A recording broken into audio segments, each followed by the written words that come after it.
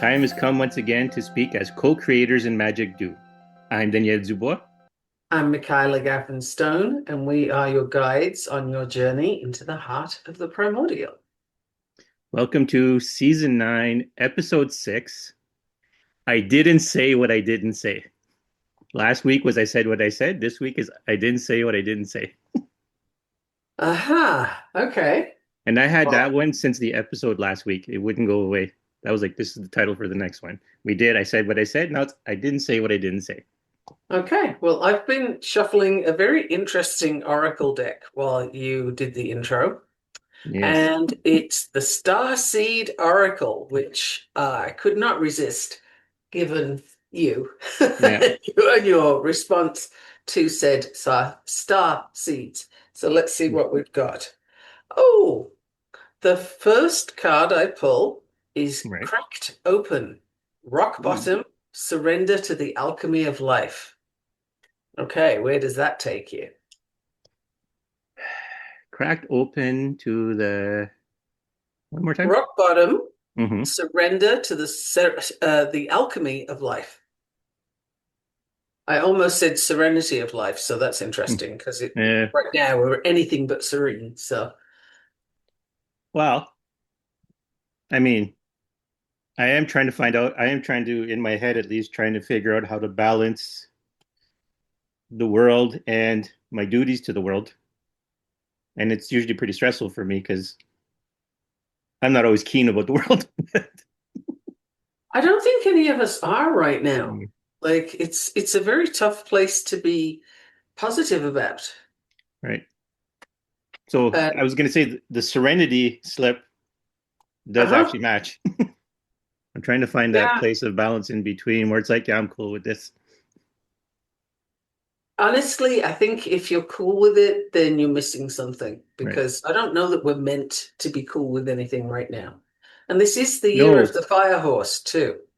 Right. So I think any aspects of magic that we do are going to be somewhat jarring, and maybe the results will be as well, probably, especially like people, ladies and gentlemen, Mm. if you ask for clarity in this year of the fire horse, good bloody luck to you Yeah. because you will get it and you won't like it very much because that is the nature of clarity that we hide from ourselves. You know, if we don't sort of give ourselves the opportunity to have clarity without requiring help with it, right? If we don't just see it and acknowledge it, then there's a reason for that.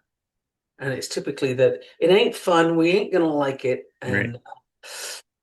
And so when you call for that to be opened up to you on a good day, it's gonna be tough. But we're in the year of the fire horse. We ain't Yeah. having good days.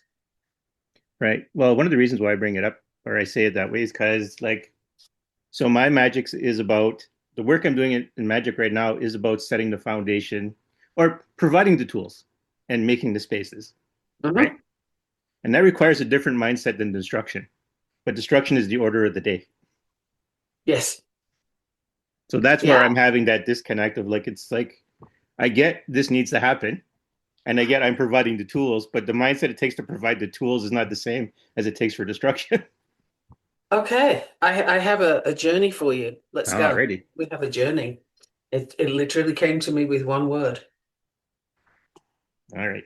So I want you to sit nice and comfortably. And listener, if you weren't prepared for this, neither was I. So hit pause if you need to, and get yourself situated, and then come back. And assuming you're all situated, Mm. just let your eyes drift closed or softly open, like whatever works for you. And take a nice deep breath. and just let it release itself. You don't have to force it out. And then another nice deep breath in. Go a little deeper than the last one, a little further down into the body. And again, just let it go. Let it release itself. And a third breath, even deeper than the last one. So you're getting down to your toes at this point. If you haven't been breathing deeply recently, you're likely to cough right now because your lungs are wondering what the hell happened. And you're going to do 2 more of those breaths. So next one, breathing in nice and deep. See if you can get all the way down to your sacral center. Beyond. Just let it release. Last intentional breath in this sequence. Obviously, you keep breathing nice and deep. And all the way down, and just let it release. Now visualize a bright light hovering above your head in whatever color you see it in. Doesn't matter. I'm not going to suggest a color, but there's a bright shining. And as you breathe in the next time, normal breath, but as you breathe in, that light is going to come in through the top of your head and into your body. And with every subsequent breath, this light is going to spread throughout your system like your circulatory system does. You've got tendrils of this light moving all the way through you. And it's searching out all the places where there's dark, all the places where there's lack of movement. Anything that you've ignored, light is going to be breathed into that place right now. And as you fill with that light, keep focusing on your breath, just nice and not so deep that you get dizzy, but a decent breath, and then you just release it. It's not a big deal to push the breath out. And that light is shining brighter now. And I think you can even feel warmth from it. There's a radiance of some description. For me, it's warmth. I don't know what you're feeling. And as you sit with this, feel it pulsating through your body in a nice, low, natural rhythm. And then consider, not with your brain, but with your knowing, consider the word emergence. Emergence. It means something. What does it mean to you in this space right now with that pulsating light and the radiance that it's giving off, whether it's heat or I don't know what else it could be because I'm feeling heat. That's what I got. Emergence. Where does that word need to go? How does it sit for you? Where does it land? And I see the word creating from it. There's other words, but there's also concepts that don't have words. There's images. There's sensation. You might not get all your answers right now, but what for you is emergence? And I'm just going to let you sit with that until you are ready to come back. And when you are ready, Danielle and listener, when you are ready, allow that light to withdraw as much as it needs to. It doesn't all have to go. But as it withdraws, it can go back up through the top of your head and form again into a ball of light. It's likely to look different this time. Mine's a different color, but what's your experience? What qualities does that light have? before it dissipates back into the universe? And what did it leave you with? What is the meaning? What is your understanding stemming from the word emergence? And now I'm just going to be quiet while Danielle takes the pace. And when he comes back, we'll get back into the podcast. All right. Didn't even have to pause. That was quick. Okay. Yeah. Well, so basically, when you said emergence, I got a red light, and the feeling was electricity. As Huh. much as Okay. human beings can feel electricity, but and so when you said emergence, a part of me shrunk into itself and went inside to do some work, just basic Hmm. cleaning, right? And then, as you said, emergence a second time, that same part of me came out and started working with the light from the outside, and then pulled a bunch of stuff out. So now internally, I feel like a freshly cleaned void. Oh, nice. Yeah, except for here. Okay. But the third eye is always doing something.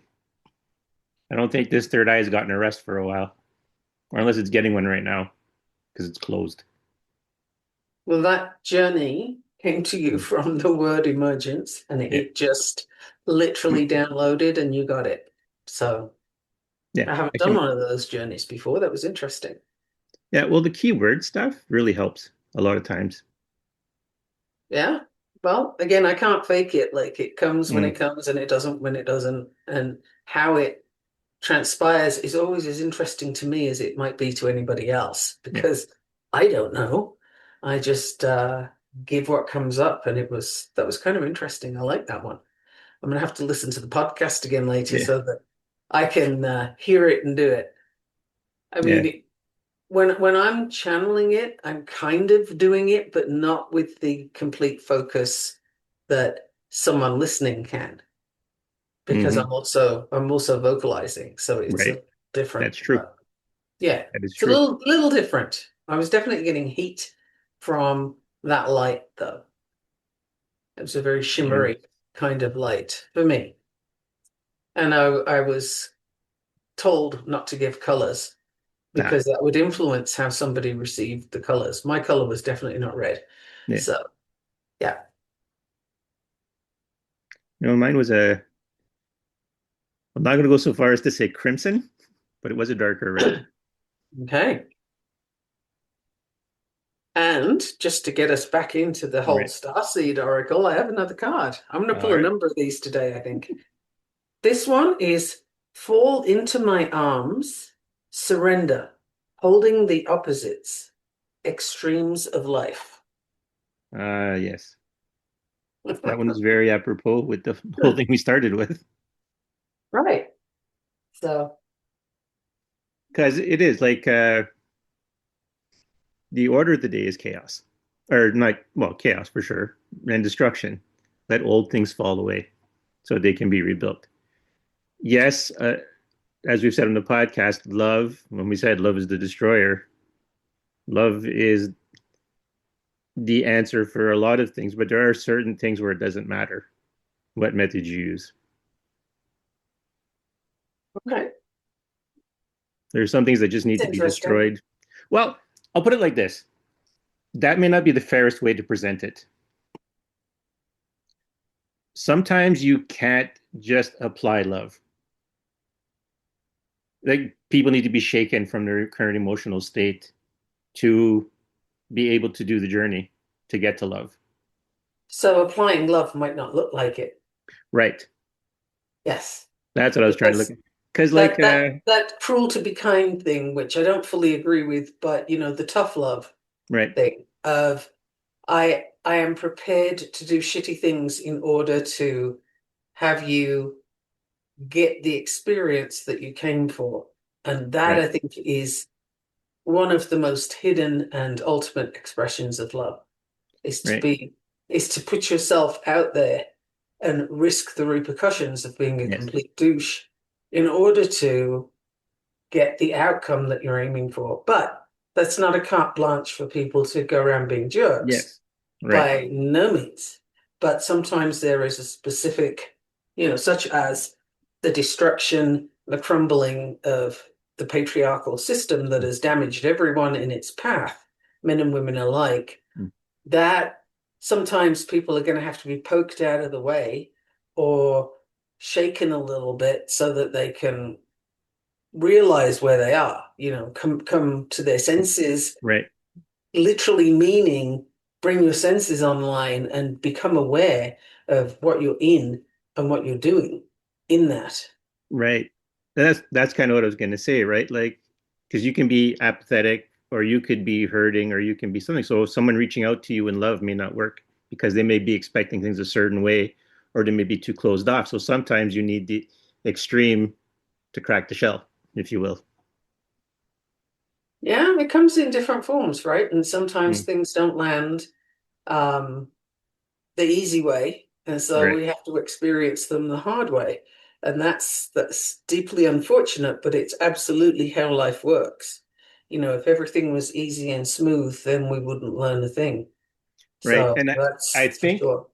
too, like a lot of times we speak in generalities, but really we're at a period where we are really targeting an audience. Even my magic that's supposed to be for everyone, when it's labeled everyone, when the spirits say everyone, they have a very specific meaning in that, like I said, right? So right now, the way my magic works is there's a web, and whoever needs the magic is connected to the web. So if you're connected to the web, when I do magic that's for everyone, it's specifically for the people connected to the web. Now, I don't know who's all connected to the web specifically. So I can't tell you it's you or not you. You'll just know if you get it. Right. It's funny, an expression just came to mind. I used to study history a lot simply Right, because it's fascinating. And Regency England and Georgian England, right, particularly depraved periods. right, But Victorian was really bad too. But I mean, at least the Georgian and the Regency had more color to them. Um, well, so. they But weren't anyway, marked there by was smog and coal and it wasn't as dismal. yeah, But the thing that leapt to mind was the upper class, the wealthiest, the mm, aristocracy, and so on, had an expression that they would refer to themselves as their group, their layer of society, if right, you will. And they were tout le monde. They were right, all the world. right, But all the world was literally just them, the top thousand or whatever it was. right, But that was tout le monde. yeah, So that kind of came to mind as you were saying everyone, but everyone means this specific strata, right, if you will. And right, in this case, it's not so much that it's a higher or a lower, it's right, just that it's involved. yeah.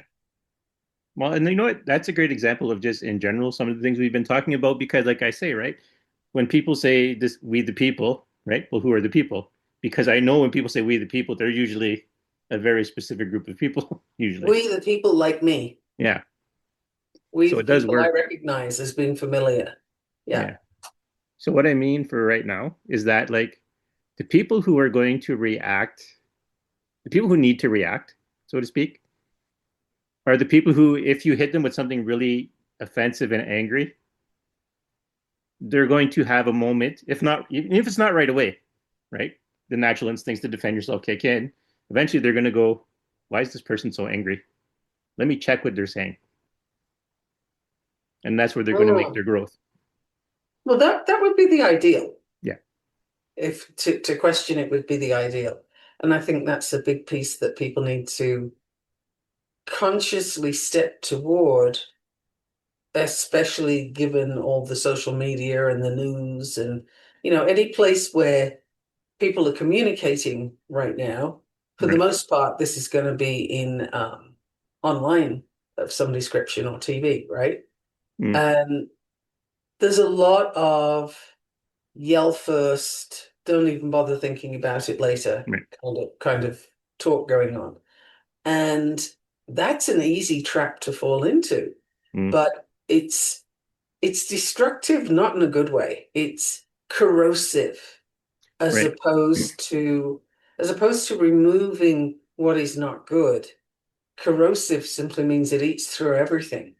And so Right. your ability to have a cognitive experience for you to think about what's happening or where did that come from? What do I do with that? What does it mean? Right. You don't get any of that because that's the first part that corrodes away.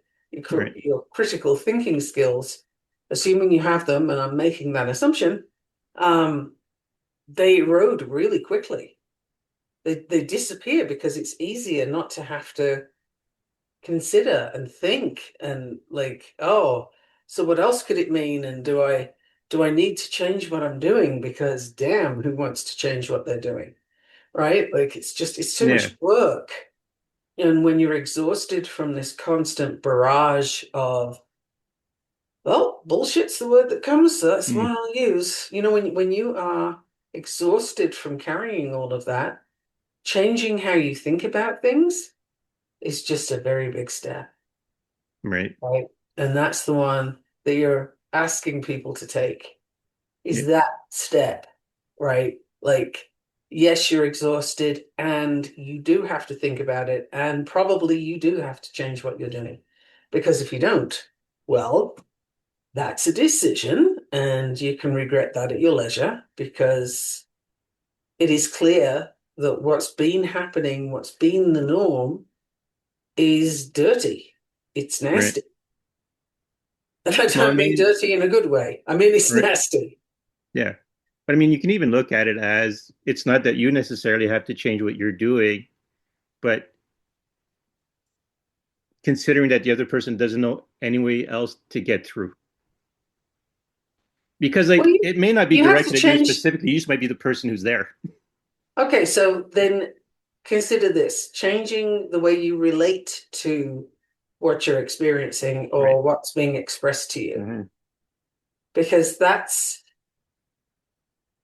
actually a place where you can have some sanity creep in, right? Yes. When you look at somebody who's yelling and they're saying all the nasty, provocative things and really pissing you off. Okay. Why? Why are you triggered's not a great word, but why are they pressing your buttons effectively? Right. Why is it reaching home?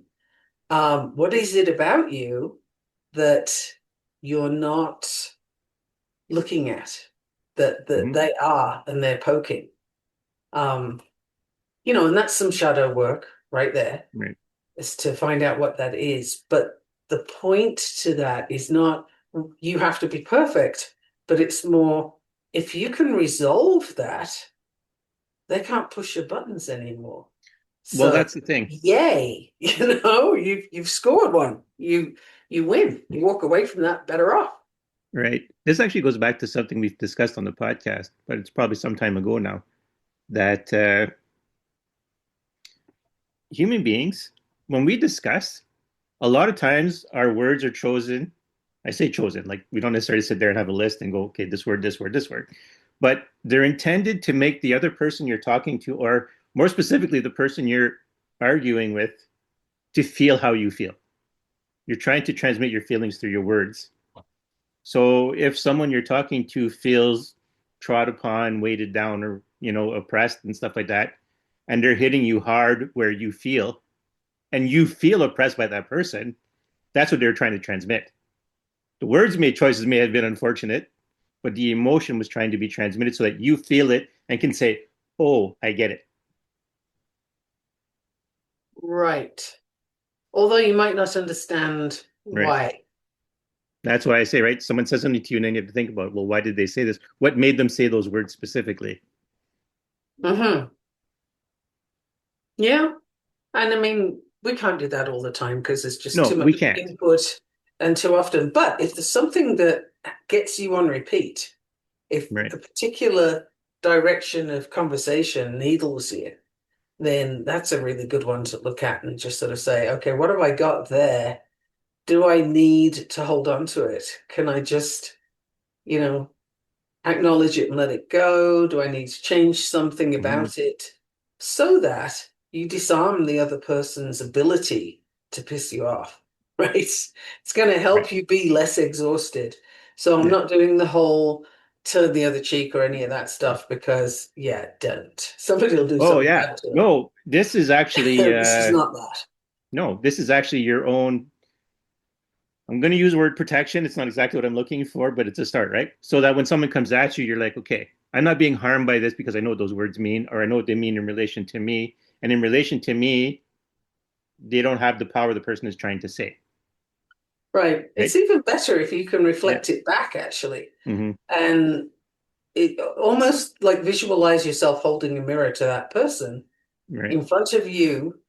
So between you and them, you're reflecting back to them all the stuff they're trying to put on you so that they actually get to look at what it Right. is they're trying to offload and are doing so very ineffectively. Like, okay, why are you so mad and why are you trying to pull me down with you? Mm-hmm. Wouldn't you rather use the ladder that's just over there and climb up? Like why are you stuck in that loop? It's it's not necessary, but some people find it comfortable, for want of a better word, familiar at least. And that's, Right. that's the whole victimhood thing, right? A lot of people who are yelling are in victimhood. Right. Now, there is some victimhood out there, so there's a lot to unpack. There is a lot going on right now. And that's why, critical thinking is important. Don't let that be corroded by the environment you're in. Curate it very carefully. Right. I'm going to take a moment just to do an aside. This happens to me every episode. I'm looking at my screen sometimes, Hmm. and the way I have everything centered out in the screen, like people can't see this, but so there's the title, and then Michaela and I each have a sigil on each side, and it feels like I'm balancing a scale on my head when I look at it. Oh my gosh, it looks like it, yeah. Yeah, Now you've said that. I had not seen that before, but yeah. no. Uh-huh. That's kind of cool. Anyway, so that was that. But anyway, yeah. So the thing is to realize that a lot of times when people lash out at you, they're just trying to express their emotions. Now, don't get me wrong, that doesn't mean it's a blind excuse, again, to be a jerk to people, but it's like, but you on the receiving end, especially if it's someone you know. If someone you know is saying something they don't normally say to you, and they're saying it with like this really fiery passion, it's like, oh, this is not about me. This is what this person has a need to be felt or to be heard, to be Now seen or be yes, heard. the key thing you said in there was if it's something they don't usually say. Right. And the difference there is if it's something that they do usually say and they annoy you every time, this is one of those wonderful patterns that we have, the Yes. behavior loops. And that's kind of my specialty is breaking those Mm. suckers apart. And so the tool that I'll just give everybody as a free tool is when you can have that conversation in your head, I'm going to say this, they're going to say that, then this is going to happen, then it's going to go that way, da da da da da, and you've had the entire scenario in your head. First of all, know that as far as your brain and your body are concerned, you just lived that experience. Right. So having it in your head is as impactful as doing it out loud with the other person there. The other thing is, if you have that script running, so do they. They have exactly the same script. That's why it always goes that way. You now have control. I just handed you the Nintendo controller. Right. You can deal with this yourself. And the way you do that is next time you meet that person, especially if it's in that familiar circumstance that was just in your head, but even if it's not, say something completely different to what you usually say. And you Mm-hmm. can start that way, or you can do it two or three exchanges in. It doesn't matter, it's up to you. But at Right. some point, pull the plug and put something completely different in there. So if you usually say, yeah, yeah, you tell me that every time I see you, I'm so sick of listening to it. What's your problem? Instead of saying something like that, you can say, yeah, I heard that, and I see that that could be a problem. So what do you want to do instead? And that person, you just completely shifted the rug from Mm-hmm. under their feet, and they now cannot give you the comeback that was all prepared. because you messed it up. You just changed what that exchange looks like. Right. So now they're wrong-footed, if you will, and they have to think about something different. Your exchange cannot go the same way. And if you keep doing that pattern interrupt every time you meet that Mm-hmm. person, think of something more positive to put in there. You will find that that exchange improves despite their best intentions or their Yeah. worst. They cannot do the loop if you don't let them. Right. So that is a pretty significant behavioral tool that you can apply wherever it is. If you have the same issue with the barista at Starbucks, or if every time you see Uncle Tony at a family celebration, he pisses you off because he's drunk and he says something. You can't maybe change that he's drunk, but you can change how you interact or if you Right. interact, right? You don't have to get into the usual exchange. And now that you know that, you have the power and the responsibility both to do it differently. That's right. Yes, Uncle Ben. Yeah.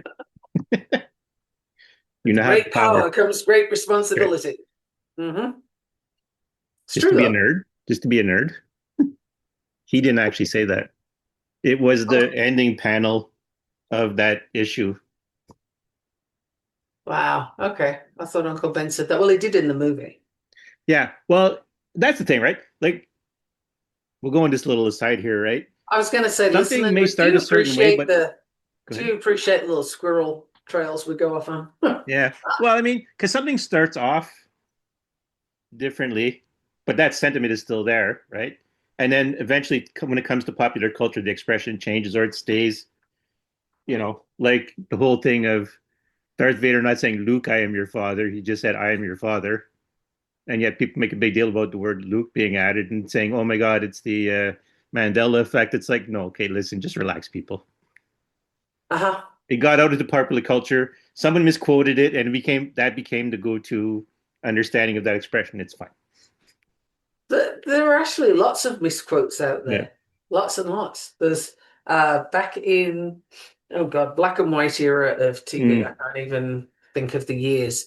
But there was an actor, James Cagney, who always right. played part of a gangster. Yeah. And the most There. famous See, line ever attributed to him was, "You dirty you're rat." right. Yeah. And he never ever said it.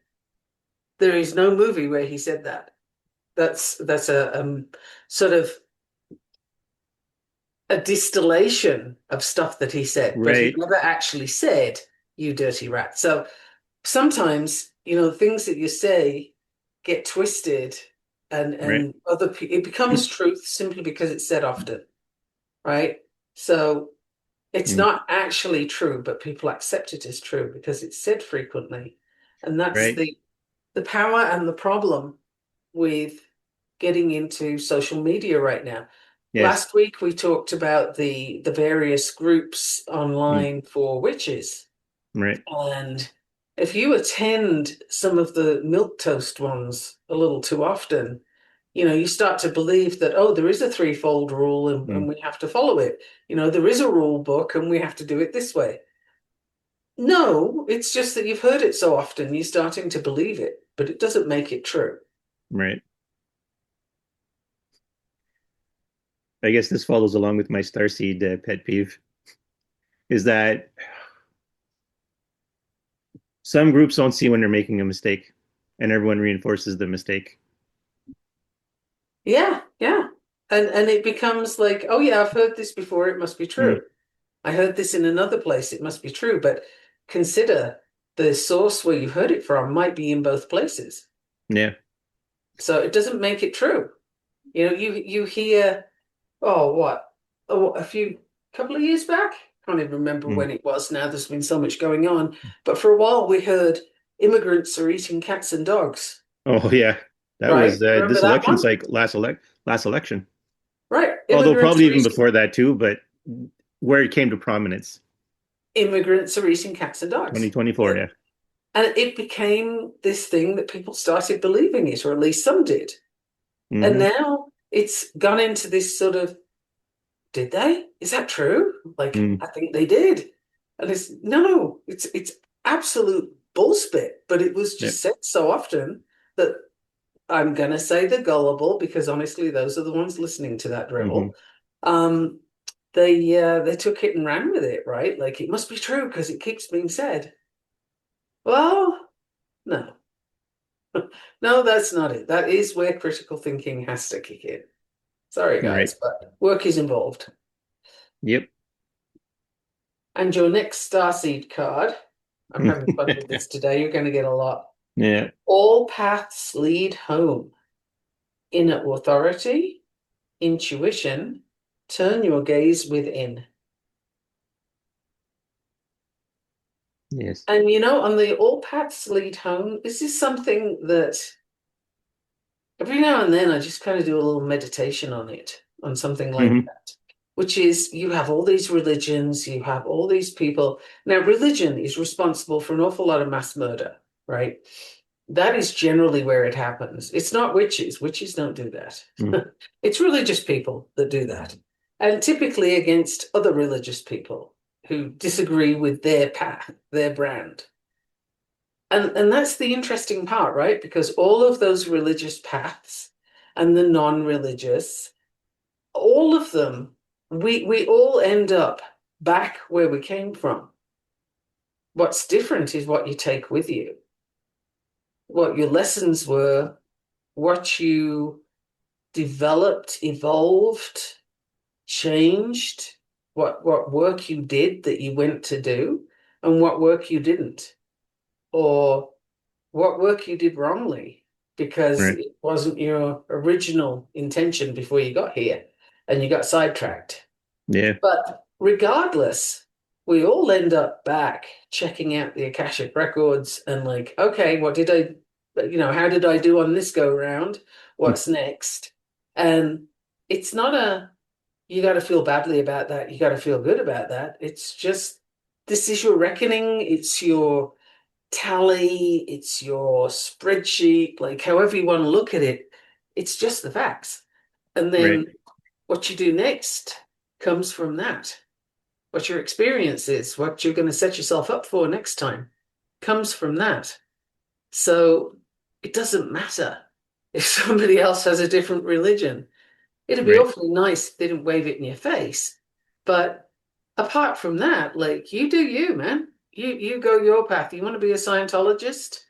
I don't know. If you can do that, be a good human being, then can you make a positive difference while you're walking that path? What do you learn on that path? Right. Mormon, Christadelphian, I've mentioned that little one Yeah. before, there's all of about 1,000 people, if it's still going. There's all these different, all the sects within Islam. There's loads of them, loads. Baha'i. Baha'i is fascinating. I don't know if you've ever studied that one, No, but I but keep getting emails. from Baha'i, that's so interesting. Yeah. So, I think sometimes people sign up with my email and don't realize I get them. Like I get so things in languages interesting. I've never I couldn't have possibly signed up for this. I don't even know that language. So Baha'i, Yeah. but for anybody that may be interested, Mm. is it was created, transmitted, however you want to phrase that, by Baha'u'llah, who was Persian, and he was thrown in jail for his beliefs, as all good religious Mm. leaders seem to be, right? Persecuted for his beliefs. And basically, he took a bunch of other religions, including Islam, Mm. Judaism, Christianity, Mm. all sorts, and he kind of smushed them all together and uses aspects of them, or people who are of the Baha'i faith Right. will speak to you about different things from Judaism, from Islam, so on and Mm. so forth. They smush it all together, and the overall message is, hey, let's all be nice to each other. I once heard it referred to somewhat disparagingly as cosmic muffins, but Make no not sense. not my original expression, Mm. but kind of, because it's very mm, it's just a mix of everybody else's stuff, right? Yeah. And for this, somebody got persecuted? Like, Yep. wow. So Well, anyway, that's that's Baha'i, and they have a yeah. massive place in Israel for their faithful to go to. All the big religions have a massive place in Israel, just FYI. But Baha'i is interesting. I had neighbors that took me to their temple one time. Oh yeah. Ah, Oh yeah. it's I an think you mentioned that experience. before. Yeah. Uh-huh. There's a joke in there somewhere about aliens come to Earth there and they're talking to human beings and they're talking about Jesus, and they're like, oh yeah, Jesus comes to the planet once a year. How come he doesn't come to your planet once a year? And the people are like, well, when he was here, we like Yeah, persecuted him and we killed him, and the aliens are like totally in shock of like, why would you do that? We told us to be nice to right. each other. And they're completely like at a loss of what the hell. Yeah. And that's the thing, right? Where does be nice to each other get lost in translation? I mean, you would think it's fairly simple to Right, be nice. Don't do shit to somebody else that you don't want done to you. These things are very basic, and I don't think they even need to have a religious context. It's right. just common frickin' sense. You learn this in kindergarten, Yeah, right? Don't be a jerk and they won't be one back. right. Ignore this kind of behavior and they'll go away and that kind of thing. Sometimes that doesn't always work, but you get a lot of lessons in kindergarten that Yeah. people forget very, very quickly. If we just stuck to those, that would be pretty good. Well, I But think we too, what don't. happens with some people is they think, oh, because right, you're teaching kids the exaggerated version of something without the nuance. Right. And as you grow up, you see adults doing certain things. There's what they tell you and what they do, right? So you have they tell us this because they want to control us, and they do this because that's what they really believe in. So I'm going to show I'm mature, and I'm going to do this thing where, what they're doing and not what they're telling me. So and be kind to each other is usually something you tell a child, but then you go when their back is turned, as an adult, you talk shit about them. So Well, the adult yeah, forgot, yeah. right? That's the thing. And so every Yeah. generation that comes up looks at, oh, be nice to everyone. That's just because you want to control, so you don't have to deal with us fighting, when you're in charge of us. But the real way to behave as an adult is this. Uh-huh. Yeah. That's an example of going the wrong direction with Yeah. it. That's Learning the just, wrong lesson from the situation. yeah, you picked up the wrong baton on that one. Yeah. Um, yeah, but if you look at a child, one that has not yet been squashed Right. or otherwise tampered with, if you look at a kid just doing their own thing, you will find them out in nature, Hmm. rubbing around in the dirt, creating potions and checking out which leaves smell nice and which Yeah. flowers look good and all of the things. They are essentially practicing early witchcraft Yeah. at that point. Children in their natural habitat are at one with the world they're in. And I mean the natural environment, not the stuff that we make them do, like sit in chairs and listen to a teacher yammering Right. all day. But a kid left to their own devices will practice witchcraft. They actually will. And they'll be nice to bugs. They'll build Yeah. little bridges for Mm. ants to get over a puddle and stuff like that. Like, unless that child has learned something damaging from an adult, their natural default setting is to practice kindness and witchcraft. Mm. Well, I was going to say, like, even if you look at the animal kingdom, right? Like, we discussed this before. Different types of animals have their own medicine because that's where, like, some of the medicines we practice today, the stuff they're based on was based on what people observed animals doing. Mhm. Yeah, So it's like there's a lot of this just brings me back to the mind of just how much people want to control things. Now, I can understand, yes, there are people who make mistakes and pick the wrong thing, right? Because everything is trial and error in life. You don't know until you know. And that's a so fact. from one perspective, you can argue that, well, we don't want people to make unnecessary mistakes when we already know what to do, although we say we know what to do, right? Like, think that this actually is something I saw today, but I'm going to add it with something I'd already said before. medicine was essentially tested and everything and done from the male perspective. So women were really kept out of stuff. So a lot of the medicine for women is not there. Like No, because it's really women's not there. bodies respond differently to those medications. We Right. have different makeup. And now psychology is tested and worked on by women. So a lot of male behavior is pathologized when it's just male behavior and it's not Ah, an actual ah. But there's another level to that, yeah. which is the psychology that's tested on women is Right. tested by men. Yes. That makes a huge difference because Right. men bring their lens in with what they Right. expect to see and what they interpret they're seeing, and they cock it up royally. Mm-hmm. So this is a very problematic field on all Mm-hmm. directions. But note the medicine you're talking about Right. is allopathic medicine, right? It's the Yes. stuff from the doctors now that wear the white coats. This is not natural Right. medicine, which, herbs and resins and flowers and what have you. These kind of medicines were for everybody. Like Right. you would know as a practitioner who needs which kind when. And some Right. some herbs are only required for women Mm-hmm. because there are certain things that women go through that men don't. Yeah. The bodies are different. There Right. are others that are only for men because women don't have prostates. So you don't need to deal with that, right? Men don't have a uterus. You don't need to deal with that. So Right.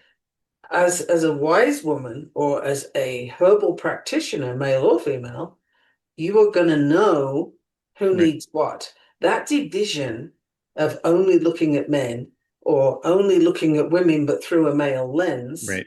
which frankly is worse, um, this whole thing, this was not a problem when you could just go Right. to your local herbal person Mm-hmm. and get the natural remedies from there. Yes.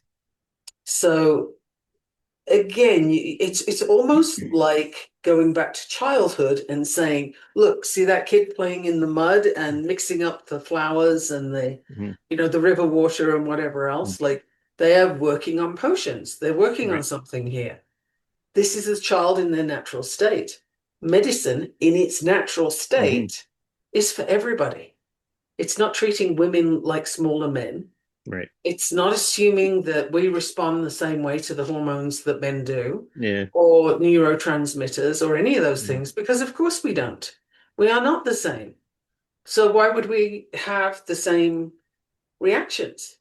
Yeah. And then even some of the stuff that's for men is based on bullspit, Yes. right? Like for the longest time, we had this heart rate training zones, right? You want to work out? Here's Mm. your training Uh, zone. This is aerobic, this is mm. fat loss, this is that. This entire system of where your heart rate needs to be in order to achieve a certain Mm-hmm. outcome, it was generated by two cardiologists driving to a convention in Philadelphia. I forget the year, but 90s Mm. maybe. Um, they were driving to a convention and they had to present some work that they'd done. And Right. so, in order to have a visual presentation, Mm-hmm.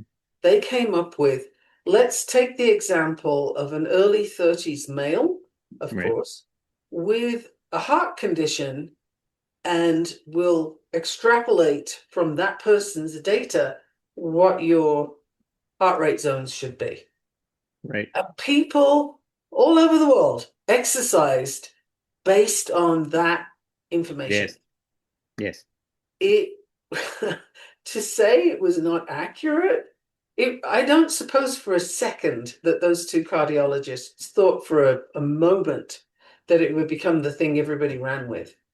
But that's the responsibility of when you put information out there, right? Yeah. Who knows how far it can go? Mm-hmm. But this was something, it was one of those examples. Everybody heard it, so they believed it.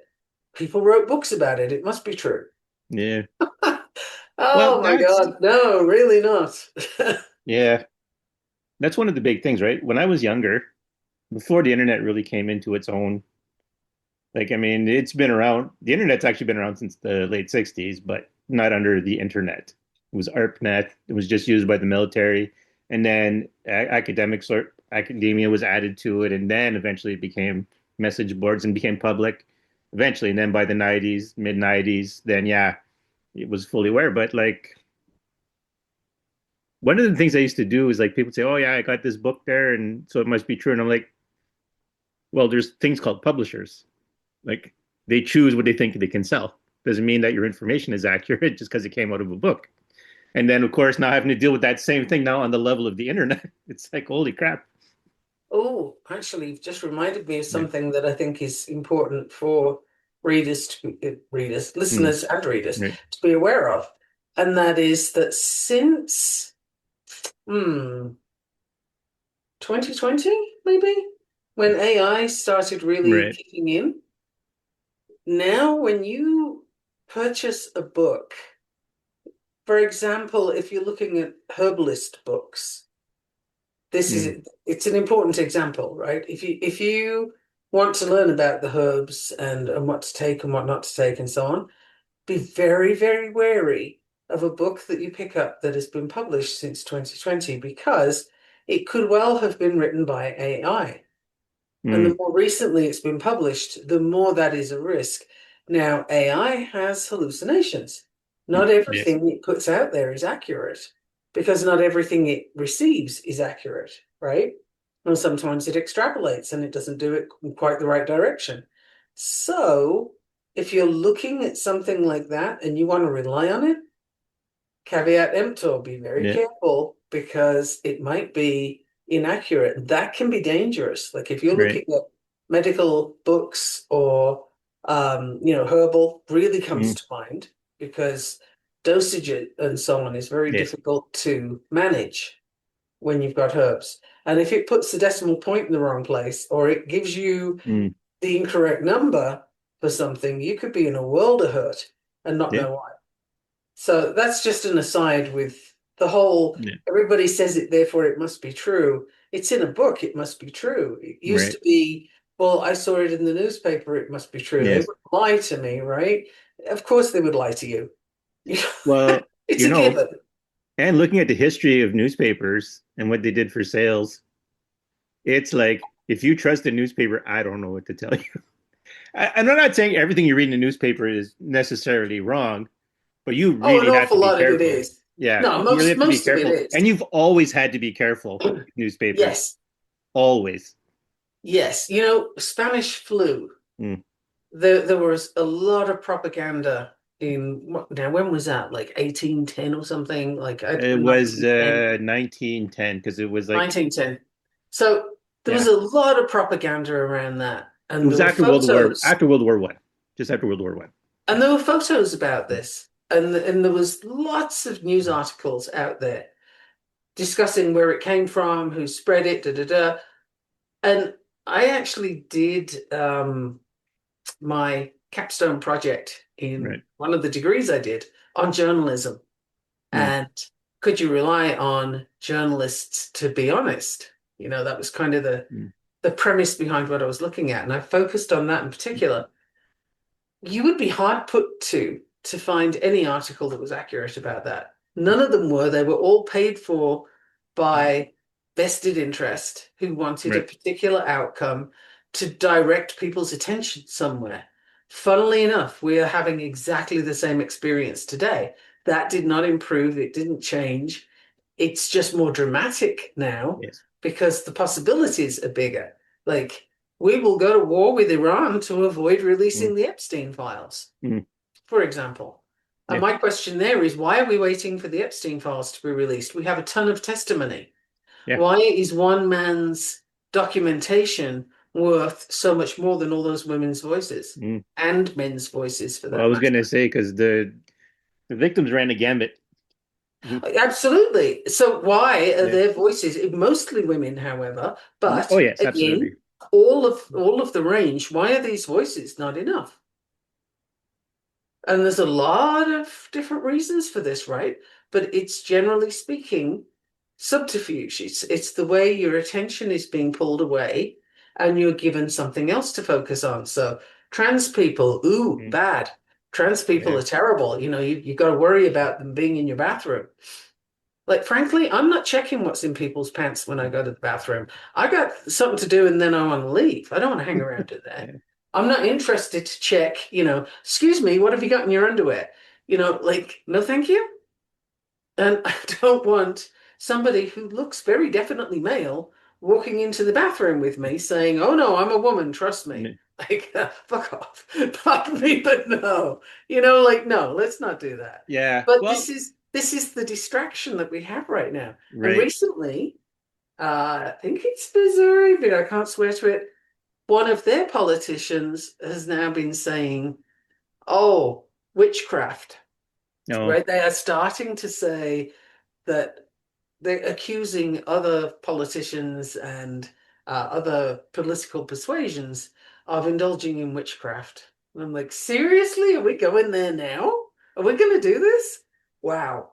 So anything to distract, anything to Yeah. divide.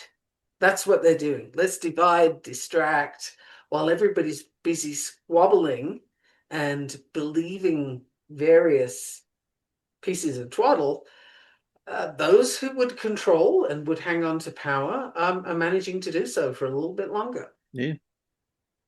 right? It's bizarre. Can you imagine? Witchcraft. They've gone Yeah. through trans, brown Mm, people, immigrants who eat cats and dogs, yeah. Jews, which is, oh my, that's not going to end well either way. No. Well, there is no good outcome with the politics in the US right Mm, now. uh, and now witchcraft as well. Oh, and yeah. women. How could you forget women? Like, women have been the brunt all the way through. So, I tick so many boxes on this. It's like it's not funny. Yeah. I mean, I'm not trans, but otherwise. Yeah. It's all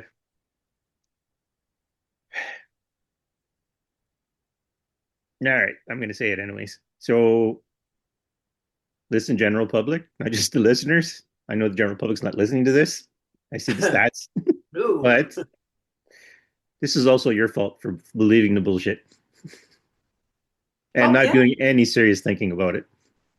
yeah. And even honestly, even considering othering an entire community of people, that alone is cringeworthy to start off with, but it's also deeply problematic that you would be prepared to do that. And anybody who has found themselves doing that, let's not go to the shame blame thing because that Yeah. just doesn't work. But what it is time for you to do is figure out, how did I end up doing that? And how do I help others not do it now I see it? Because that's the outcome that you need to go Right. figure out. So, in order of no one falling into shame blame, I'm going to use a fictional scenario here. Someone brought this up. I was watching a video and someone brought this up, and they were talking about in science fiction, right? Aliens always have like a monoculture. You never see diversity in the cultures of different aliens usually when you see science fiction, and it's Yeah, understandable, right? Because it, like, this Earth alone has like hundreds and hundreds of cultures. You can't possibly write an episodical thing or a 2 hour movie and have that nuance. But someone had brought up Klingons as an example. If Klingons are purely all warriors, like the way they're presented, who built the ships? Who makes the clothing? Who feeds them? Who's the doctors? Who's the ones who study law? Like, those all exist in Klingon. Like, technically they all exist, but you don't get that impression. You only get the impression that Klingons are warriors. People are starting to play with it because it's like, yeah, this is getting stupid to do this for like decades and no one asking these questions, because what sense does it make? Who's bandaging the wounds? Like, who's making those outfits they're wearing? Who's repairing the weapons? Like, the people repairing the weapons are usually not the warriors, and they usually don't have a warrior's mindset. right. And who teaches them to read and write? Yeah. All these things that are apparently frowned upon because they're not warriors, it's like your culture wouldn't work without them. And there's got to be Klingon Yeah. garbage collectors at some point, at least some point in But their history.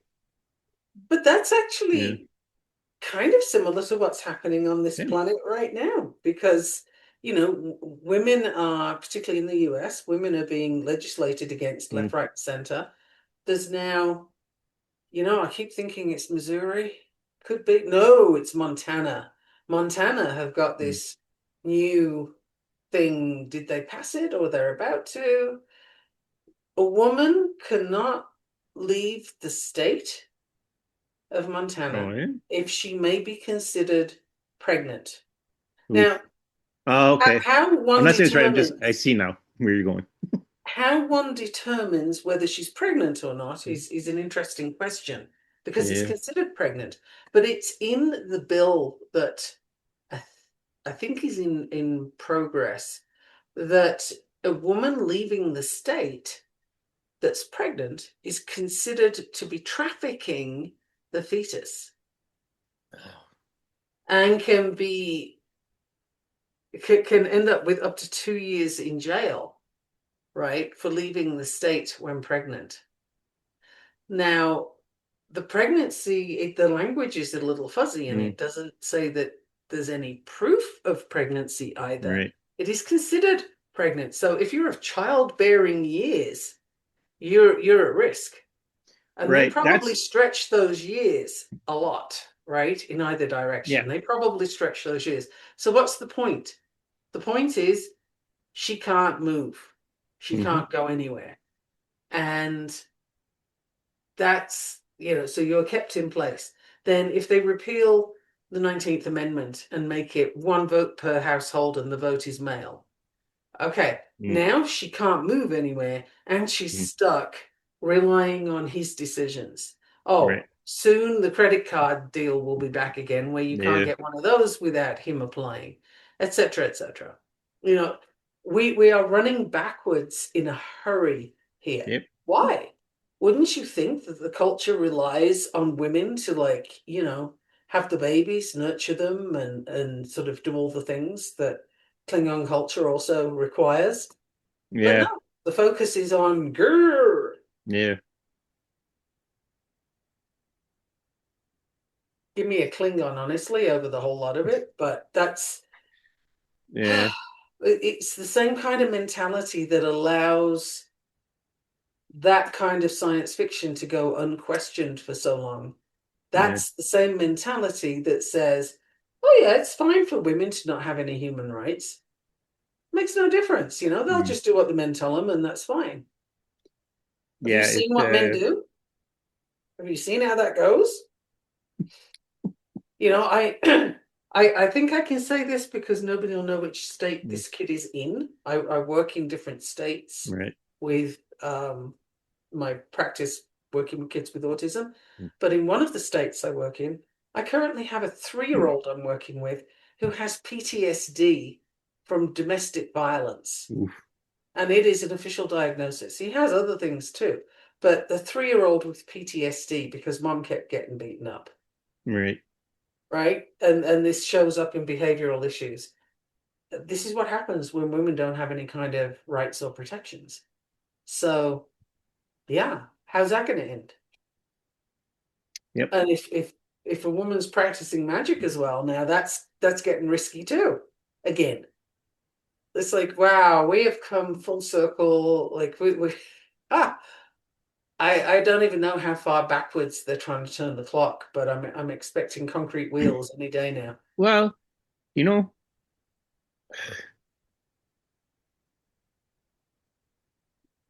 so because I'm still in that zone of this week of being in the I don't know what the fuck to do with people.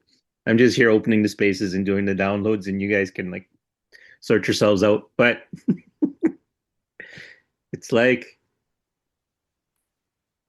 I want to say that's not even going backwards because if you go too far backwards, and I don't even mean like it has to go very far, you have to look at the difference between urbanization and rural existence, Uh-huh. even.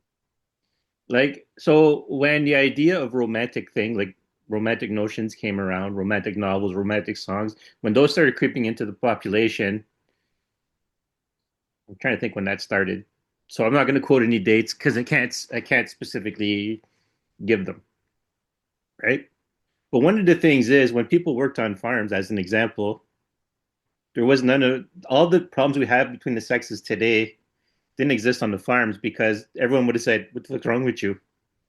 One, my wife is doing work, and I need her to do that, and I need to do what I'm doing. We're working together because may not people may not be vocalizing it like that, but that's the understanding of we need each other. But as you go, as the culture from the urban centers trickle in to the rural areas, you start to get those really weird divisions that didn't exist before. There's a point in there somewhere. People can think about that one because it's things didn't just like one day there was this. It didn't go like la la la la la, and then bang the next second everything totally shifted. Right? That's not how it happened. Things got integrated into the culture, so it's hard to put a pinpoint exactly when everything really switched over. But for a long time, the idea of people working together was a thing. It was only when people essentially, I'm going to put it this way because I always make this argument. The minute people came divorced from, the more you can get divorced from reality, the less your environment was quote unquote a threat to you, the more you lose sense of reality, the more you lose sense of what actually makes sense as a species. In fact, to the point of, my nephew had asked me about this. We were talking, well, you didn't ask me about this specifically, but we were talking, and basically, at one point, the conversation came up, and I answered him to the effect of, when we judge what a human being is capable of, we're looking at an already weakened species, a domesticated, weakened species. We don't know what we're capable of in the wild. You know what? That's such a good point. So That's when we there say a are human some being should be able to do examples. this, we're probably capable of like much more than this. Yes, the discussion was a human being shouldn't be able to take on a wolf. He's like, a human being can't take a wolf. And I'm like, I'm going to argue something with you that you're not realizing right now. A human being in the wild with the same conditions as the wolf, a human being will kill the wolf. It won't kill a pack of wolves, but can take one wolf because we fight differently than wolves do. And it's something wolves aren't equipped to deal with. We can Well, grapple, we can pick them up, we can slam them against trees, we can throw them, we can throw stuff at them. We okay, have but I happen to versatility and like wolves, options. so I'd rather make friends with it and have a wolf Yes. army. Thank you. And we can actually use that argument. This it's not exactly on this one, but the idea of domestication. Who domesticated who? Did the wolves domesticate us or did we domesticate the wolves? And I think Or is it a both little could bit be of true column at A, column different B? times. Yeah, Both could be true at different times, right? right. Starts one way and then they take over, and now who's the one sleeping on the sofa while I do my work? Yeah, It's the dogs. right. Who's in charge when it comes to cats versus dogs or cats versus Yeah. anything? But the Cats. thing is, a lot of things we're assuming about human beings are domesticated human beings. And if we That's applied true. that same logic to animals, domesticated animals, and ignored what animals can do in the wild, we wouldn't know that dolphins and whales and stuff had sonar or echolocation because they don't use it when they're domesticated. So here's a thought Yeah. too. When I was talking earlier on about children playing in their natural environment and Right. making their potions and what have you, that's before they become domesticated. Yep. When I was a kid I lived in the outback for a while in Australia, and everything's trying to kill you in Australia. Right. All the creepy crawlies and snakes and the spiders, yada yada. I had a redback and a blueback spider as pets for a while. They are cousins to the black widow spider. Right. I played with a scorpion. I had all kinds of things like that I was completely unafraid of because I was a kid and I hadn't Right. learned to be afraid of these things yet. So none of them harmed me.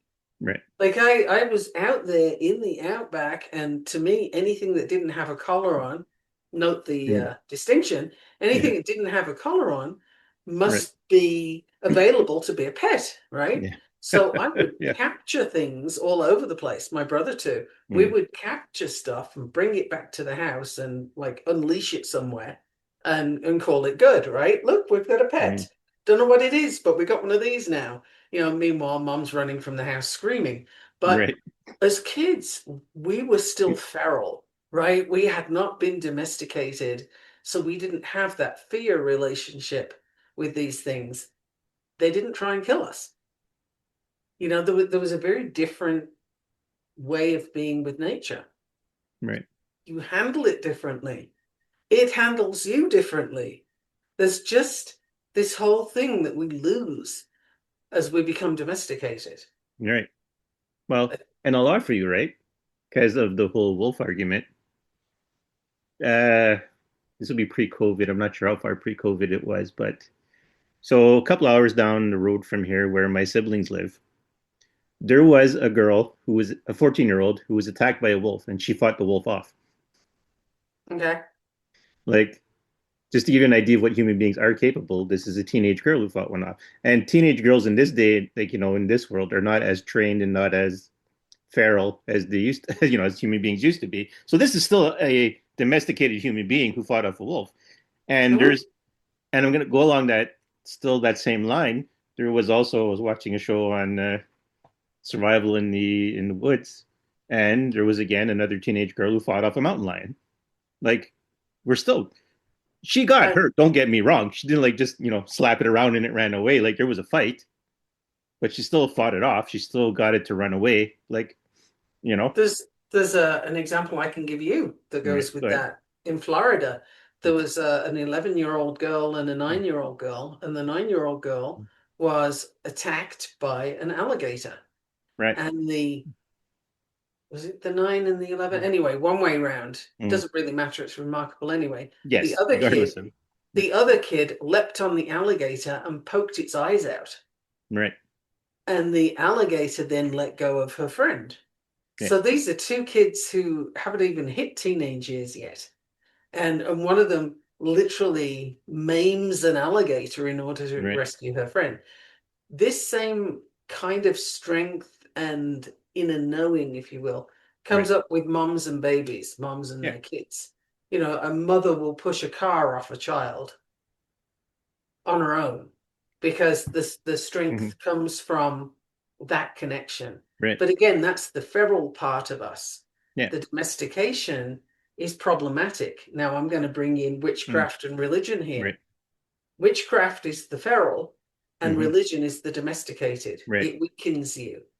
Yes. It sucks out all your natural energy and replaces it with some proxy that is controlled. You know, it's like putting microchips in your Hmm. skin that tell you what to do and how to move and all the rest of Right. it. Religion does that. It takes away the free will that people talk about. What free will do you have if you're following a religion? Yeah. Where? Where's your free will? Well, Free that's the will for thing, right? what? Free will for what exactly? Because if you step to the side a little, or if you don't toe the line and somebody catches you, you're in a world of trouble. So where's the free will in that? Yeah. But in witchcraft, the feral, there you have your free Mm. will. That is literally you with nature, you with the spirit world, and what you do has natural consequences. Yeah. And, you know, the interactions are natural, it's a flow. And what you do is, you know, it's not that you did something bad or you did something good. It's that you initiated something that had a natural consequence that may have Hmm. been helpful or harmful. And that kind of depends on what you put in. But the judgment piece again is it comes from religion, right? Like, are you a good witch or a bad witch?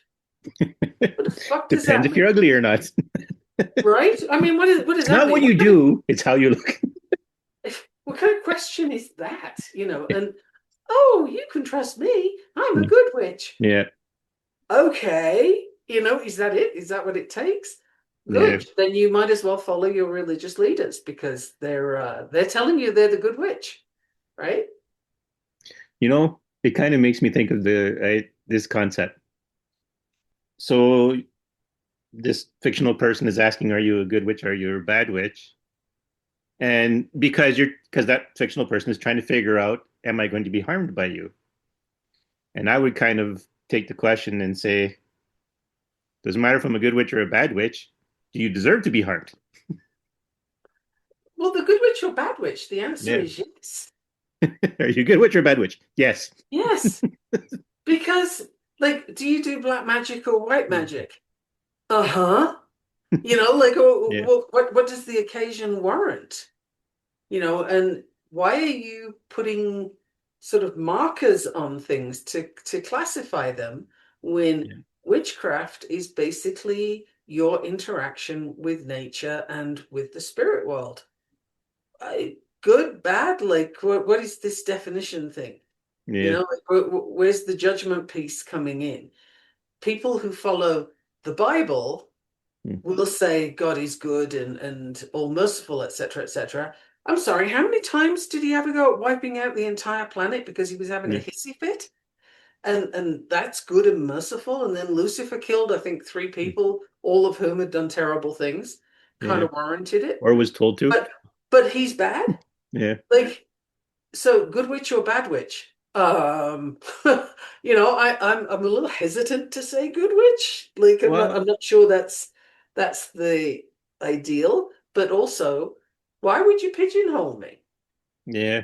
I'm whatever you deserve, right? Like, you do something that requires a little return to Mm. sender or whatever, and you're going to get that. You do Yeah. something that requires your eyes being opened in the most unfortunate of times, then you are going to get that. Yeah. You know, like, what's your question? Yeah. Is the question coming from, do I trust you? And in which case, in this day and age, Yeah. again, do you? Because the conversation right now about it's not all men, right? Hmm. That's the big thing about the rape academy and so on. Right. Okay, but how does any woman know which one you are? They're going to ask you if you're a good witch or a bad witch because it's the same kind of thing, right? Like, oh, are Right. you somebody I'm safe with? Well, the likelihood of asking somebody that question and receiving an honest answer is minimal. They're going to Right. say yes regardless. How do you know? How can you tell? You can't. And that's the truth of the matter. So trust is something that, it's gained over time, but Right. it's not like the key thing. Awareness is the key thing. Just be savvy, be picking up on Yes. cues, whether it's because you're looking at a man, whether it's because it's the bear in the woods, Mm. or whether it's the herbs you're working with, be aware. Yes. It's not blind trust. Religions ask you for that. Religions will say, believe what we're telling you, it's true. Pick a religion, it doesn't matter, they all say it, Mm. right? But witchcraft does not say that. At no point are you asked to believe what you are being told. You're Right. asked to do inquiries, to go on a journey, to experiment, to experience, to Yeah. connect with, right? You figure it out. I'm not telling you this is true, this isn't true. You know, if somebody said to me, do you think Danielle's somebody you could trust? I'm going to say, well, I've known him for a couple of years now, and I believe so. But I mean, I've never tested it, That's right. right? So yes, but on the other hand, I've never tested this piece of information. So do I have genuine information? Do you know if I'm a good witch or a bad witch? No, you don't. So we get sidetracked by that too. Yeah. How do you Well, and categorize if you're people? look, Where do you put them? And yeah, how long do they have to stay there for? right. And looking for absolutes is a misunderstanding. Mm-hmm. And it's an unfortunate misunderstanding too, Oh because yeah. as you're expecting absolutes, there's actually, you could be protecting yourself in a proper way, but you're waiting for absolutes. Nobody is an absolute, and That's right. nothing is an absolute. And again, it's that very simplistic thinking of Hmm. the domestication that Yeah. has you thinking that, oh, you can trust this person, he's a preacher. Mm. Anybody that's still believing that, man, do I have a bridge to sell you? But, this is, no, you don't trust that person. Like, oh, but this is a woman and she's a Mm. teacher, so you can trust her. Oh yeah, I got some stories about some teachers. Let me tell you. Yeah. You know, no, none of this is true. But also, you can't say the opposite of exactly those people, right? Well, that's a man. You can't trust him. I don't know. How do you know? Maybe you can. Yeah. That's a bear. It's going to eat you. Maybe it's not. Maybe it's got a Yeah. belly full of berries. Like, Well, It's That's awareness, right? yes, Awareness is but what you we you have bring to up a have. good point, right? Because while you're looking for absolutes, you're missing the actual conditions under which Yes. things happen. And that's a good example. Any predator whose belly is full is not likely to attack you unless something else is happening, unless there's another condition at play. Right. Like you go pet a buffalo. God, people still do that. You go pet a buffalo or you pick up a cute little baby bear, you Mm-mm. know. Now Yeah, you're going to be in a world of hurt both times because that's exactly what not to do. But it's not absolute. Is the buffalo bad? right, Is Mama Bear bad? No, you did a thing and that provoked that part of them that got that response. So getting tricked into categorizing or othering right, people because he must be bad, he's a man, that bear's going to eat me. Um, this religion is good, that religion's bad, all of these kind of categories. Trans people are mentally ill. Like, for fuck's sake. The likelihood of a planet this size with this number of people on it having only right. male or female and everybody arriving in the correct body all of the time, the likelihood of that is absurd. Of course, it's not going to happen. That Why would you think that? Does everybody have either brown eyes or blue eyes? Yep. No. Does everybody have blonde hair or black hair? Yeah. We have a whole range of things. Do two siblings look the same? Frequently not. So to apply it to you were announced male at birth and therefore male you shall stay, Mm, uh, that's really easy for, nature to get a little bit mixed up with or a little bit wrong, right? Like there's no problem with that. And yet we will other that entire group of people and right, say, and announce that they're collectively mentally ill, right? Like right. women who don't like what's going on are collectively hysterical, or it's all in your head, right? Yeah, This is what domestication does to people. It fills your head full of shit. And right. it's massively problematic. Witchcraft is feral. So I'm really glad Right. that you brought up the domestication piece because Yes. I'm totally running with it. I think it's the perfect example of the difference between, the wolf in the wild and the lapdog. The world of difference between those two. Which one's going to survive in the wild? Which one knows instinctively what Right. to do next or where to go or where to hang out if it's raining, etc., Mm, etc. It's not the lapdog, right? no. They lost that. I have one dog that if a door closes, with a click, Hmm. she runs. She's gone in the other direction. The wind blows too much and she runs. God forbid somebody should actually park their car nearby. Like she's such a wuss Right. that this dog will hide behind the human. You do not have a protective dog here. This is an 80-pound wuss that's going to be Yeah. hiding behind me. So, that's what domestication does. And we did not train that into her at all. This is how Yeah. she arrived. She's been like that from the get-go. Yeah. It's funny because this reminds me of a story. Well, I knew someone. Well, I still know the person, but they were out walking with they go walking with their dog at night, and I'm like, oh, that's pretty neat. But like we live in like bear country, right? So good. I'm glad you have a dog with you. And the person was like, no. So they told me a bear had come out while we were walking, and this is a German Shepherd. The dog ran, and Uh-huh. it ran all the way home Right? without once looking back or taking a defensive position for the Uh-huh. person. And that's, those natural instincts Yeah, have gone. yeah, And that's like all the domestication that we've done over the years, right? And you yeah, don't even have to train it into dogs. right. Bizarrely, the most likely animal to protect you is going to be one of those nested little chihuahuas. Mm. Those ankle biters, that would take a bear on. Yeah, Vicious little sods they are.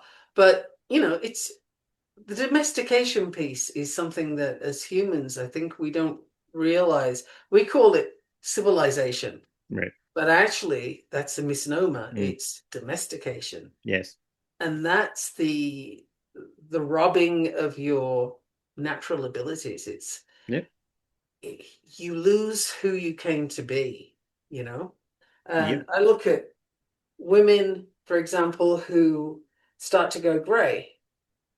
More so than men, there are some men that will Mm. dye their hair, and it generally looks like boot polish. Yep. Like, I don't know why, but it's not good for guys to, that they don't have good products or something. But women will do it. And it's the reason why that's my concern. And typically it's because they dare not go the natural color that Mm. they're going. You know, they dare not show that they've had a number of birthdays. Yeah. They dare not show how long they've been on this planet for. Well, what's that? You know, like, where did that come from? Oh yeah, right, domestication. Hmm. Because if you show your age, well, you're no longer childbearing, so you're probably not of any use now, right? You'll get thrown out of the tribe. What happened to being an elder? What happened to being the crone, the Well, wise and woman? that's the thing, right? There was a certain point, like we were domesticated to a certain point where elders were important, right? Instead of like leaving Mhm. them to die in the wild when they couldn't do anything anymore. There was a certain point in humanity where we had that, where we realized, oh shit, yes, I know they can't go and hunt, but they hunted for so long. Think about all the tricks they have that they can share with the next generation, right? Right. So it's not that domestication is wrong, but the thing is, we hit that point in domestication and then we kept going. And people who wanted to wrest control, because we were still doing things in an undomesticated way, we just domesticated enough to understand, to look beyond just regular survival. We actually thought, well, we can actually provide for these people because what they have to offer in return makes our lives a lot easier because Mhm. they've gone through stuff, so they've thought these things through, they've had to experience them. But uh, we've kind of become so domesticated that the people who hold power are afraid to give it up. And Mhm. that means by destroying everything natural that exists in human beings. Basically, yeah. And the weakening is Yeah. unbelievable. And the number of times I've seen recently questions, maybe they're posed by bots, I don't know, but I see Well, there these is questions that. Is posed. it like 60 or more percent of the internet is bots? And yeah, and one would do well to Mm. remember that. But I keep seeing these questions posed, well, if you don't have a religion, how do you know right from wrong? How do you not Yeah. commit crimes? Those kind of questions. Somebody somewhere asked it, even if they're bots Mm. that keep reproducing it. No, because people do And ask it. there are people who Yeah. ask it. I am very, very worried about those people Yes. because Me too. if you have to have the threat of retribution by, divine retribution in order to keep you from doing heinous things, Mm. then where's your freaking moral code? Yeah. Like, did that get genetically removed from you? Has it been domesticated out of you? Because I think so. Yeah. It's that thing where if you have to rely on external sources, being Right. told by somebody that this invisible thing is going to do horrible things to you if you behave in this way, uh, yes? What? That's Yeah. that's how you operate? I am worried about that person because if ever they lose their religion, we've got a psychopath on our hands, you Yeah. know? That is an issue. Again, you go back to that child playing within the mud puddle and Mm. creating potions and stuff. There's none of these kind of thoughts. There's no, oh, I have to be told not to do bad things here, or I have to be told da da da. No, like, they don't have to have a threat of anything. They're learning, they're in the moment, and Yep. they're doing what comes naturally. And before it's domesticated out of them. Hmm. Some kids never get that chance, which is really sad. But the ones Yeah. that do, they get to learn some stuff before it gets beaten out of them. Yeah. And to me, religion is totally equated with domestication. Oh yeah. Well, Over it's totally what it over is. domestication. Yeah, because it's the taking the part that was still part of wild in us, not even just the magical part, but specifically the magical part, and Oh, especially domesticating it that. because that's literally what Especially it that, is, right? because if you have access to your own magic, if you Yeah. can perform witchcraft yourself, if you can connect with spirits without somebody interceding for you, what use is the church? What use is the mosque? What use is the temple? Hmm. Yep. None of them have anything to do if you can do it for yourself. So, And ooh, a reminder man, if you're that's if you're scary. yeah, and a reminder for people listening, Jesus never said go to church. Well, no, Nope. no, not at all. In fact, Nor would he, in being a very Jew. fact, okay, the whole thing with Jesus, if you actually listen when you go to church, the very fact that there's a Holy Ghost, Holy Spirit, whatever you want to call it, negates the need for church and priests and all that kind of stuff. Because if you think back of the stories of the apostles, that's how they were able to continue on doing Jesus's work, if you believe they did that, was because the Holy Spirit told them what to do. Yeah, which, if you want to go with that.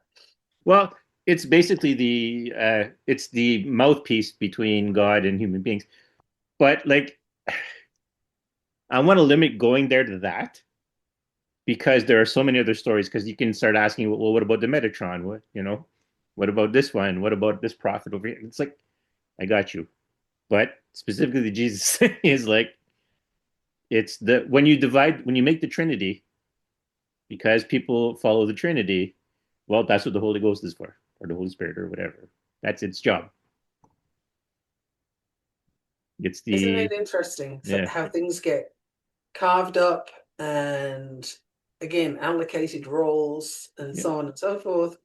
And they get conveniently forgotten when human beings want to take one of those roles for themselves. right. And yeah, again, witchcraft, you don't have to do any of that. You do not have to. You can learn from others. Yes, of course. That's what human beings do. You learn from other people. But you don't have to follow the crumbling gurus, Deepak Chopra. You don't have to follow. Yeah, Yes, I do still have a yeah. thing going about that. I'm I mad got as hell Star at him. Seeds. You got Deepak Chopra. Right? I'm so mad at him. And not only him, but Yeah, yeah. Um, anyhow, I won't go down that rabbit hole right now. no. But Also, remember, we didn't say what we didn't say. yeah, So and after I you listen didn't. to this episode and you think we have all these kinds of opinions, we don't. We did not say what we did not say. I never say what I didn't say. Well, no, because it's interesting because if you go back and you listen to this podcast, there's a lot of things we say that seem contradictory, but only if you assume we intended something beyond what we intended.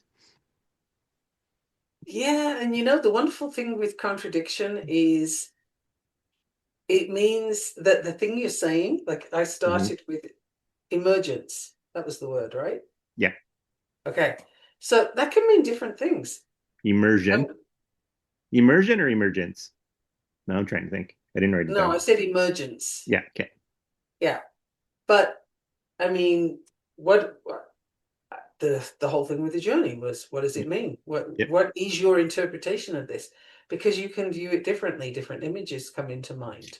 Right. And with contradiction, again with the Buddha, in this village, they needed to hear these Yeah. teachings because this is where they were at, and this is going to help them with the next stage. And in that village, they needed to hear the opposite because of where they're at and what they need Right. for the next stage.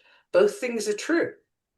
By the same token, you could say neither are. If you switched them over, they wouldn't work. So, what's true? It's the thing that helps you get to the next place. That's one definition. Yep. It's your perspective on how you perceive things to be, but your reality is what you perceive.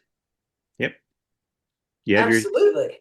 I don't remember the name of the person who said this. It was a German psychologist who coined the term your sensory bubble. Mm, And there's all these examples, right, of like if you because different animals were brought up, right? Like a tick knows what it knows. when it latches onto you, it's not looking at you as like this full human being who has a life and aspirations. This is just like, I need blood, you have blood, you know. Its sensory perceptions are about that. It's not about all your other aspirations or whatever.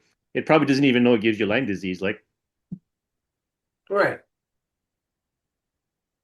so that was the example. Is like, you only know what you know, and you only know what you're capable of knowing. So, And you only know what you know based on the lens you're looking at it through. right. So that really is important to be Mm-hmm. aware of. So, when you come across somebody who says, "Oh, I had this experience, but I'm fine," Mm-hmm. another person says, "I had the same experience and I'm a hot mess," Yeah. both both are true, and maybe Yes. both are incorrect, right? Like that gets a little complicated. But for example, if you look at the subject of depression, now I am not speaking about chemical imbalance Right. where you have a clinical depression. That is something that can very clearly be, tested for, and you see the Mm-hmm. imbalance and you can correct the imbalance. That's a different thing. But Yeah. most of what's called depression is actually a perfectly normal and healthy response to a shitty Yes. environment, right? So you don't need Absolutely. medication, you need to fix your environment. It is it is telling you that feeling that you're having that has been labeled depression is telling you this is shit, you need to fix it. So Yes. do you want to take medication? Well, maybe in the short term it might help for something if it's a sudden change in your circumstance, but Right. really and truly, no, you need to fix the problem, not the symptom. Right. Well, that's what I was going to say, right? Because you're doing it to take the edge off because you aren't capable of handling your feelings of depression and the situation at the same time. You should not but that should not be your answer to everything. But it is. It's not a long-term solution. Right. It's not, and it shouldn't be a long term solution. Like, Well, technically, it isn't, because if right, it's still shitty, you are going to remain depressed. You're right, just going to not care as much because it yes, took the edge off. right. But nothing has improved. Like, That's the thing. Nothing right. actually got better. Well, and that's it, right? Because like, I've watched a lot of documentaries on depression, and it's like, and every time I see it, and people are talking about, well, we made this new medication and stuff, and I'm like, the person you're introducing that you're going to give this medication to has a shitty life. Your medication doesn't change that. Right. Your And medication it changes the is, perception of it biochemically. Is the only way I can think to mention it. Like, but it only dulls the senses. It doesn't actually make you right, appreciate your environment anymore because it's still shitty. right. And in the long It doesn't run, help. the thing is, in the long run, this is why people try to break their addictions, because in the long run, the addiction just doesn't do it for you anymore, because you're Well, actually no. craving a genuine scenario, like a genuine existence, not a blunted one. Right. And now your body's like, okay, well, I'm used to that chemical, so Mm, keep giving me that. And by the way, you're living in a shitty environment. right. Like it will adapt even if you don't. Yeah. So, that's, and again, it's part of the whole domestication thing, right? Yeah. Because if you're feral, you're not going to question, oh, I'm really not happy about this. This is shitty. If your cave is full of crap, you're going Hmm. to go find another cave, or you're going to Right. clean that one out. But you are Yeah. not going to stay in crap, right? Right. But you might if your senses are dulled because you've been given this chemical to affect your brain and make you Hmm. okay with it. Yeah. In the what 50s, the 50s and early 60s, these housewives that you see Mm, smiling in all the yeah. pictures, they're only able to smile at you because they're swallowing mummy's little helpers all over the Mm, place, right? yeah. The happy pills. Now, what the hell? An entire generation of women were expected to require uppers so that they could deal with their lives. Yep. It was so utterly dysfunctional. Wow. And this we're aiming to go back to? I think not. I think not. And Yeah. again, compare that existence to the delightfully feral Mm, witch in the woods with her cabin and the creatures that come round to say hello and the yeah. crows that bring gifts and all of that. Give me the woods. Give me the woods. Give me that cabin. I don't want any part of the domestication, thank you. Yeah. This is just a me thing, but like I notice when I watch old TV shows, especially from the 50s, and to me, it's not just like women either. I look at the men too. It's like, how can you guys live with this much oppression on you? Like these cultural norms that all their only purpose for these cultural norms is to show how obedient you are. That's Right. it. But when you're in it, you don't see Hmm. it because you're domesticated to that degree at Right. that time, right? I mean, women were taking these pills and it was considered normal. That was what you Yeah. did. Mind you, look at what if you have a colicky baby, they got gripe water. That had Oh yeah. cocaine in it. Oh, did it? So pretty Yeah. cool. Cough syrup, yeah, you got opium and various other things in that are going to knock you There's usually sideways. at least alcohol, anyways. So the Yeah. drugs that people were Yeah. taking then, and it was considered normal, helped them to maintain that facade, Yeah. right? Again, utter domestication, just to the nth degree. Give me the cabin in the woods. Seriously, give me the Yeah. cabin in the woods. You I'd know, rather do that.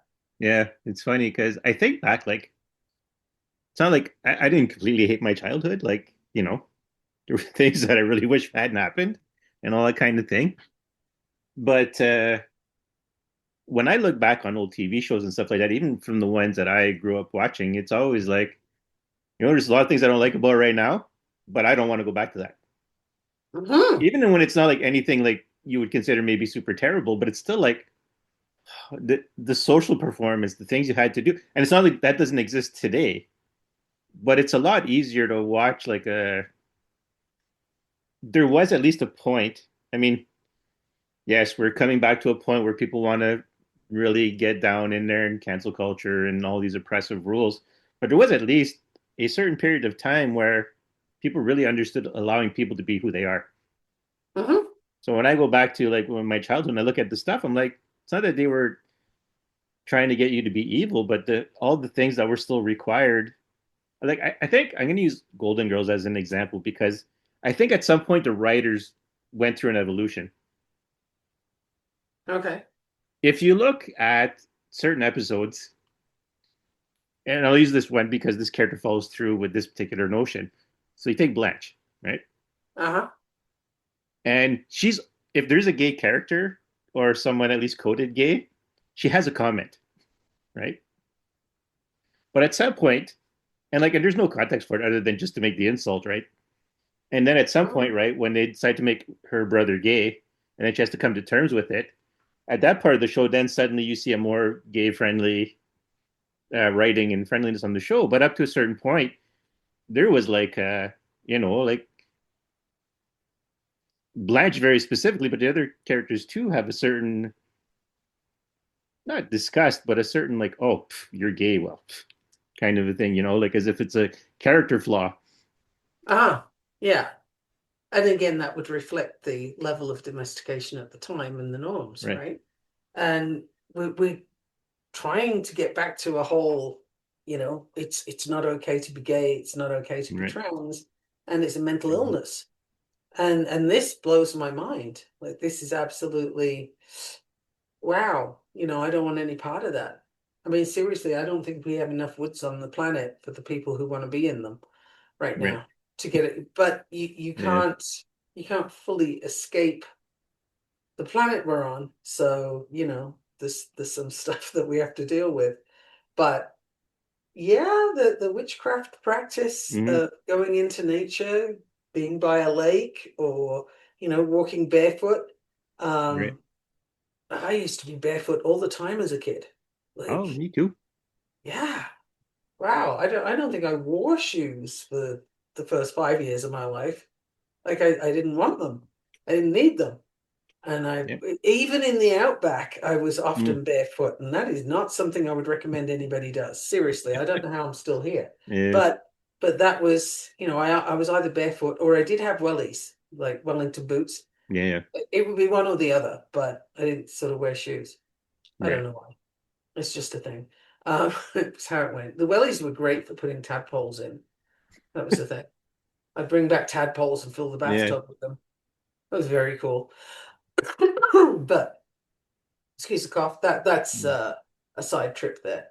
But yes, I do long for simpler times, and by simple I mean undomesticated.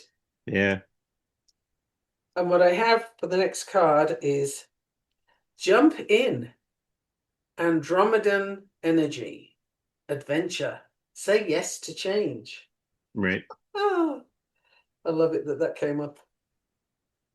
Well, I mean, even Say I'm yes to getting, change. yeah, because even I'm starting to get the where I'm going to be actually going into my earth magic practice, Uh-huh. like not just doing the all this cosmic behind the scenes work. Because I'm always like, okay, well, if Earth magic's my thing, why don't I get to do Earth magic? Why am I always doing this stuff? It's like, it's coming, it's coming, it's coming.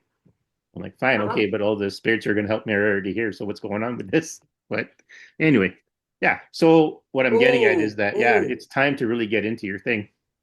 Go I ahead. just I Another just card. landed on another card that I have to share with you. All right. It's called Earthed. Learning Ooh, how to be human in the world, but not of it.